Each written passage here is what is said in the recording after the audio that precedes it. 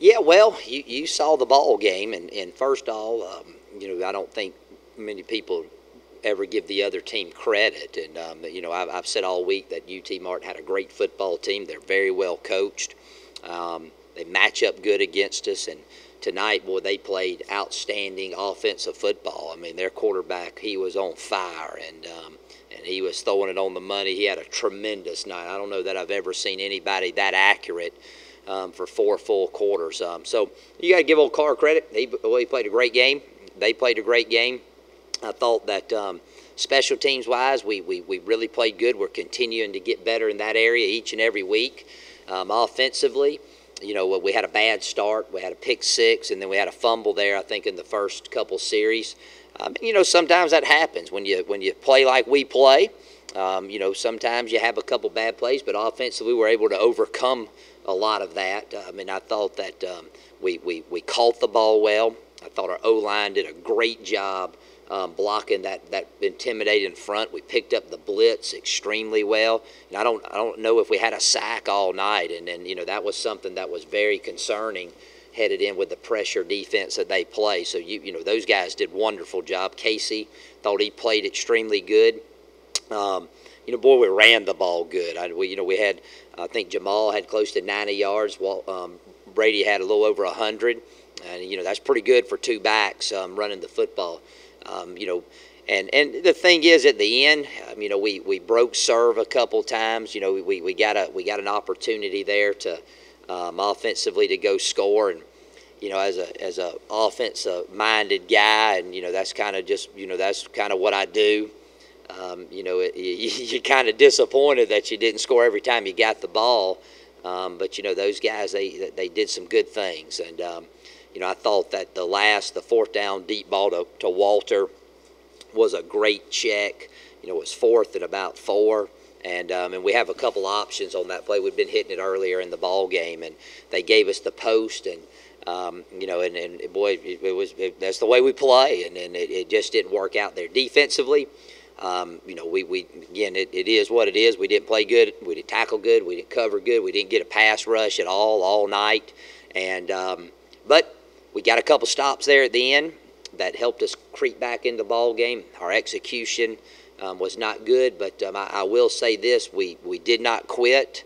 We got down 25, and we would get to 18, we'd get to 11, we'd get back to 18, and then all of a sudden, when you're playing a game like that, you got the ball 5 minutes to go in the game, and you're only down 7 with a chance to go in there and tie it up. So from that standpoint, I'm proud of the guys. They didn't quit. Very disappointing defeat. It's going to be hard to live with for 2 weeks.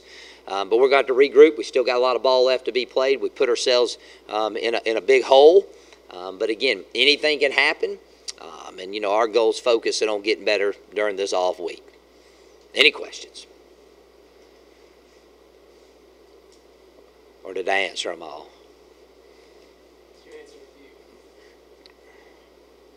Go ahead, Dusty. I know you want to ask something. Defensively, just is this, the secondary weakness? Is that something that you're going to have to live with? I don't know. I was speaking to the Racer Madness last night, and me and old Coach Prone, we have an old running joke and whatnot, and I was sitting up there and going, hey, we're going to try to get 77 tomorrow, because how y'all spin the wheel at the basketball games to see who gets free queso and what the number is, and we joke about that all the time. And I look up there in the into the third quarter, I'm going, wow, they may get 77 on us, and boy, that would be really bad. I don't know. I don't have an answer for that. I'm very disappointed that we didn't play any better than that on that side of the ball. Again, not pointing fingers. It's a team game. I thought there were some times that, and I guess it's human nature, but it's not necessarily good teamwork that, you get some dissension amongst the O and the D, when things like that happen. I mean, it happens and whatnot. And I think if the big thing is everybody just kind of needs to do a better job of focusing on what they're supposed to do. And we could have come out of there with a win, but still we have a lot of deficiencies there on the defensive side of the ball. Can you point at the secondary? Sure. It's easy to point fingers, but you also, we're just not getting a pass rush, and we're not getting any pressure on the passer. and those kind of things go hand in hand. Coach, talk a little bit about it in the opening statement as far as you're down 21 at one point in the fourth quarter. You come down to close within 7. Just talk about your team. Because like you said, you had no not quit attitude just to come back and close the gap. Well, that's something that I'm very proud of, and I've been fortunate in all the places I've coached. We've always had that. We hadn't had we've always fought to the end, and we did that tonight. I mean, that's no consolation in the way the game turned out, but it could have got a lot worse, and we just kept fighting, and we made a couple big plays, and we fed off one another. And offensively, I think we're playing with just so much confidence over there. And that was the big thing on defense.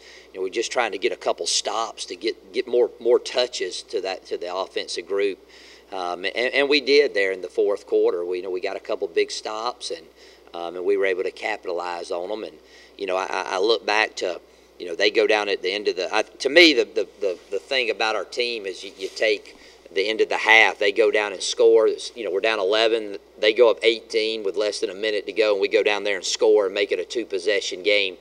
I think where the turning point in the game was the third quarter when we couldn't get a stop. I really thought, man, we're going to kick to them. We're taking the wind, and we got a good kick. We pinned them down there. Got them on, I think, the 26, and then they went down and scored, and that. If we had any momentum, that was kind of taken away from us at that time. But again, I say it, and it's hard being in this room with all of us who we're all pulling for. I mean, you got to take your hat off to those guys. I mean, they played very well, and that's like I told the coach at the end of the game, man, he did a good job. They beat us fair and square, but it doesn't make us feel any better. But they did. It's going to be hard to sit here and live with that defeat for 2 weeks, but we need one. I don't know that we necessarily need one as much physically. We just need one mentally. We've played a lot of ball. We've had some tough games that we've played in.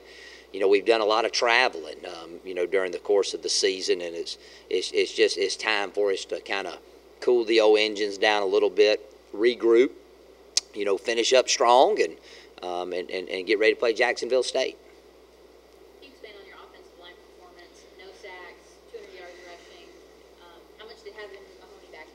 Well, that helped out a lot, and let's don't discount what Hunter Hogan and Robert Olive have done because they've been playing very well.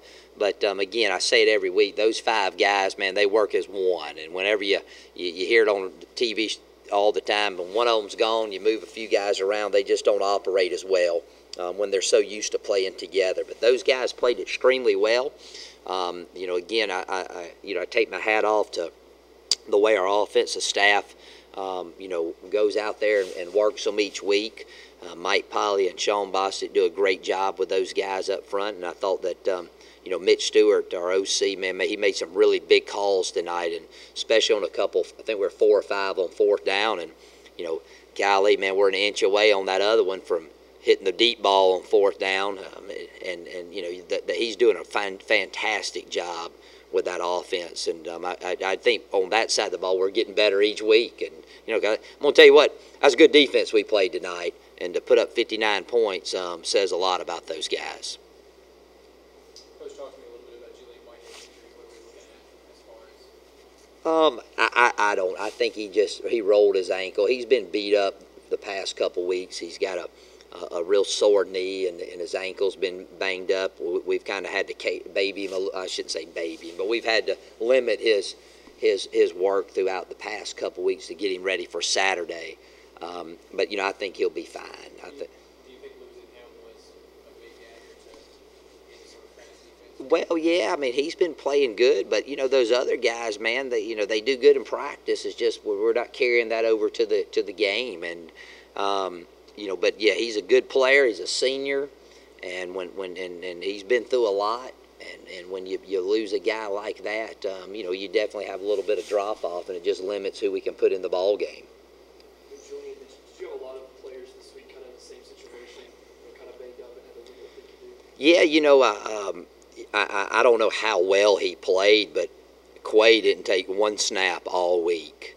And, we were debating whether to even dress him this week. And now give Fulton Hart, our trainer, credit, and Quay a lot of credit for working hard to get well. And our goal was after Thursday, say, all right, we're going to go out there and run him before the game and see how he performs. And he was out there a good bit. Now, how well he played, I don't know, but there's a guy that needs a little rest.